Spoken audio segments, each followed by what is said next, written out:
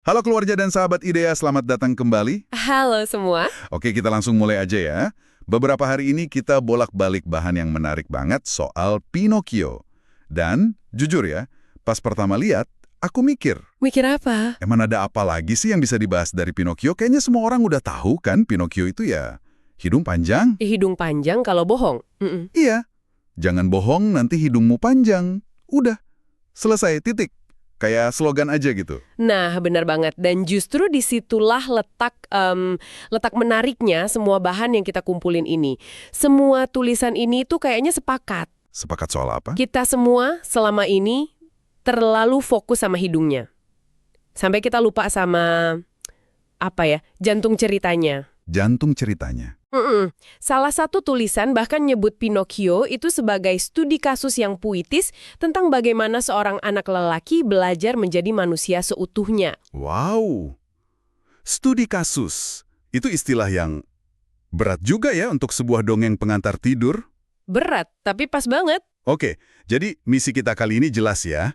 Kita bakal coba bongkar lagi kisah ini, tapi bukan sebagai dongeng, melainkan sebagai cermin. Cermin untuk apa? Cermin untuk melihat perjuangan jadi jujur, tanggung jawab, dan kerinduan kita semua untuk bisa pulang.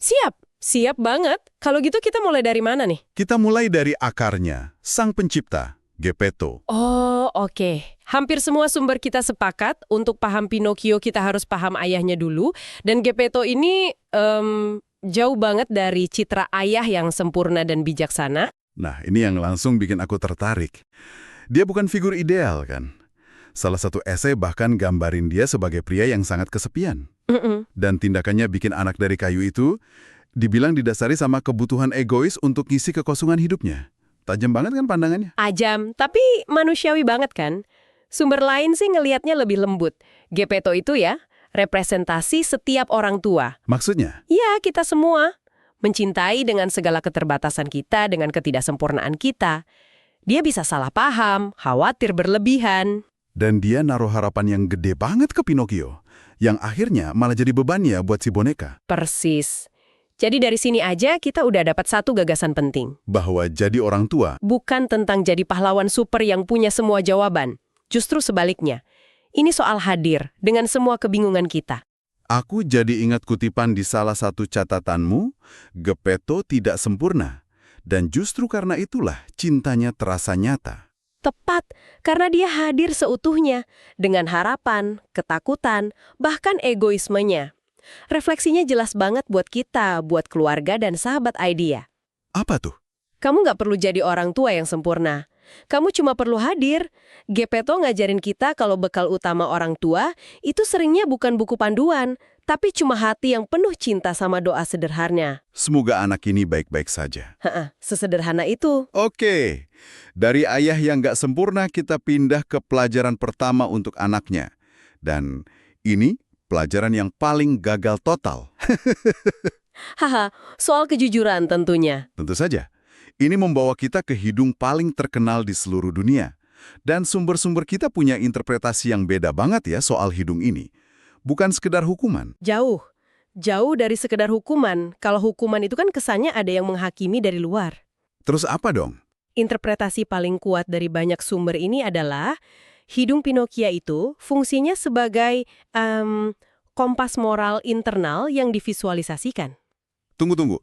Kompas moral yang divisualisasikan. Gimana tuh maksudnya? Coba deh bayangin, hidung itu kan indikator fisik yang otomatis. Oke, Tiap kali ada jarak antara omongan Pinocchio dan kenyataan, atau antara ucapannya dan perasaannya, hidungnya langsung kasih sinyal. dia nggak bisa nyembunyiinnya. Sama sekali nggak bisa. Ini tuh metafora visual dari sebuah kebenaran psikologis. Setiap kebohongan, sekecil apapun, itu menciptakan jarak. Jarak, maksudnya jarak sama orang lain. Itu yang pertama, iya. Jarak sama orang yang kita bohongi. Tapi yang lebih dalam lagi, dan ini ditekankan di salah satu artikel psikologi yang kita baca, Apa tuh? kebohongan itu menciptakan jarak antara diri kita dan suara hati kita sendiri. Kita jadi terbelah. Nggak utuh lagi. Wah, jadi hidung yang memanjang itu cara dongeng ini meneriakkan kebenaran itu ya? Bener banget. Ini menarik, soalnya kita sebagai orang dewasa kan suka mikir, untung hidung kita nggak gitu. Tapi kalau dipikir-pikir, kita punya alarm internal juga kan? Pasti, punya. Sumber-sumber itu juga ngebahas ini kok. Gimana katanya? Kita mungkin nggak punya hidung kayu, tapi kita punya rasa mengganjal di dada abis ngomong nggak jujur. Hmm. Kita punya perasaan canggung pas ketemu orang yang kita bohongi, hubungan yang tiba-tiba jadi dingin. Alarm kita nggak kelihatan, tapi dampaknya kerasa banget di batin. Nah, disinilah dongeng ini berhenti jadi cerita anak-anak ya.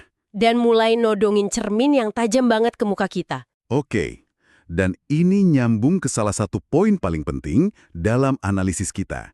Kenapa kisah ini dianggap relevan banget secara spesifik untuk anak laki-laki? Ini bagian favoritku. Karena dunia di sekitar kita, bahkan sampai sekarang ya, masih sering banget bisikin pesan-pesan yang keliru ke anak laki-laki. Oh, aku tahu arahnya kemana. Kayak, jangan nangis, kamu kan laki-laki. Betul, harus kuat, jangan kelihatan lemah. Dan yang paling bahaya apa coba? Apa? Laki-laki sejati itu nggak pernah gagal atau bikin salah. Wah, itu standar yang mustahil banget sih buat siapapun. Terus, gimana Pinocchio menantang narasi itu? Secara langsung, Pinocchio sebagai prototipe anak laki-laki justru nunjukin kebalikannya. Oh iya? Perjalanannya itu adalah validasi. Validasi bahwa anak laki-laki itu boleh salah langkah, boleh tertipu janji manis rubah dan kucing, Boleh tergoda sama kesenangan sesaat di pulau kesenangan? dan yang paling penting, anak lelaki boleh tersesat jauh, tapi dia tetap pantas untuk menemukan jalan pulang, tetap layak dimaafkan. Jadi, keberanian sejati di sini bukan soal kekuatan fisik. Salah satu sumber nyebutnya sebagai keberanian dalam kerapuhan. Apa maksudnya itu? Maksudnya, momen paling berani dari Pinocchio itu bukan pas dia jadi pahlawan. Bukan. Bukan, tapi justru pas dia akhirnya bisa ngakuin kesalahannya. Keberanian bilang, ayah aku salah. Keberanian untuk mengakui aku bodoh, aku tertipu. Keberanian nunjukin penyesalan. Menurut sumber-sumber ini, itulah definisi keberanian yang paling susah sekaligus paling mulia.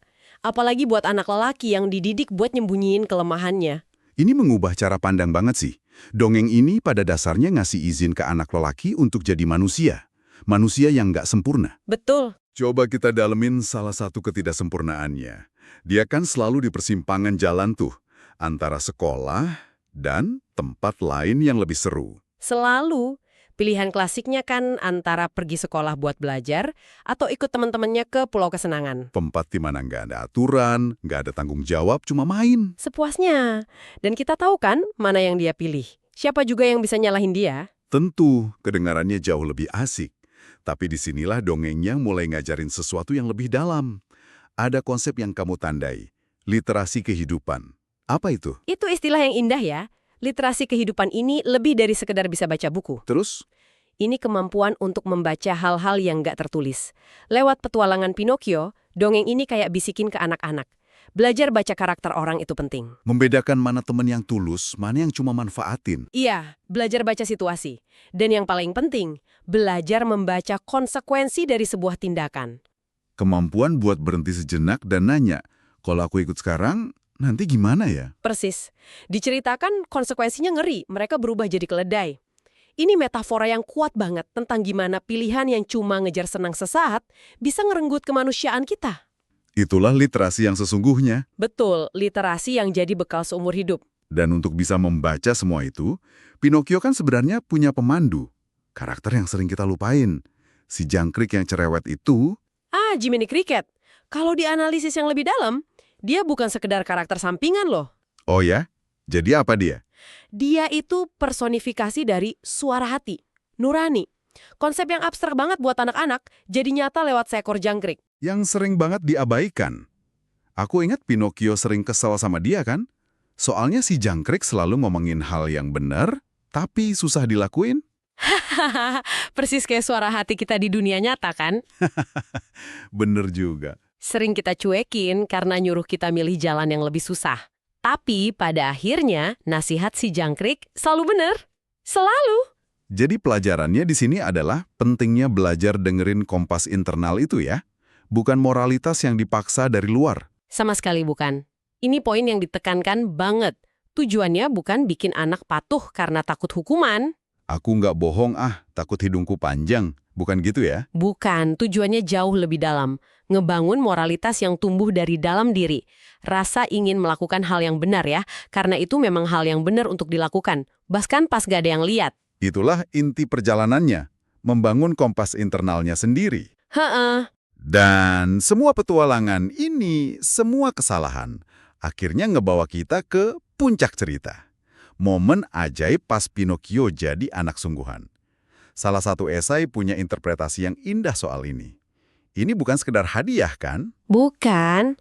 Kalau cuman hadiah, ceritanya jadi terlalu sederhana. Momen itu adalah simbol. Simbol apa? Simbol bahwa Pinocchio telah tumbuh secara internal. Transformasinya bukan dari kayu jadi daging, tapi dari makhluk yang cuma ngikutin insting. Menjadi pribadi yang punya hati. Hati yang bisa merasa menyesal, bisa berempati. Dan yang terpenting, bisa secara sadar memilih jalan kebaikan. Perubahan dari kayu yang kaku menjadi hati yang hidup.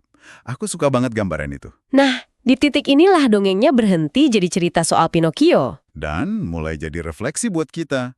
Buat para orang tua, ada beberapa pertanyaan reflektif yang tajam banget di salah satu artikel itu. Mungkin kita bisa bahas sebentar. Boleh. Itu bagian yang paling mengena. Pertanyaan pertama buat keluarga dan sahabat Idea, apakah kita sudah memberi ruang yang cukup bagi anak untuk belajar? Termasuk belajar dari kesalahan mereka? Atau, apakah setiap kesalahan langsung disambut hukuman yang justru mematikan rasa ingin tahu mereka? Lanjut, pertanyaan kedua.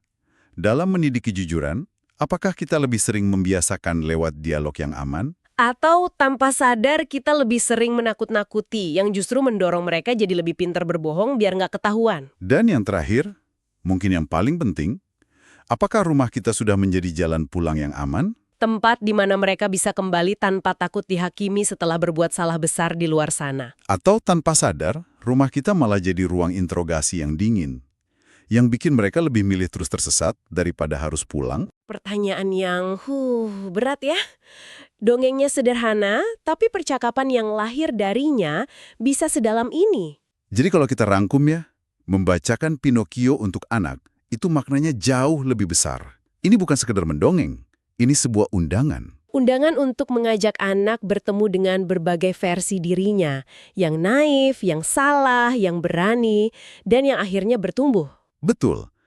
Lewat Pinocchio, anak bisa memproses pelajaran inti kehidupan. Pertama, kejujuran itu pada akhirnya menyelamatkan. Kedua, kesalahan itu bukan akhir dari cerita. Selalu ada kesempatan buat belajar dan memperbaiki. Dan yang ketiga, yang paling menghangatkan, cinta orang tua, seperti cintanya Geppetto yang gak sempurna itu, akan selalu menunggu dengan pintu terbuka. Nggak peduli seberapa jauh kita tersesat di jalan, disitulah literasi menemukan bentuk tertingginya.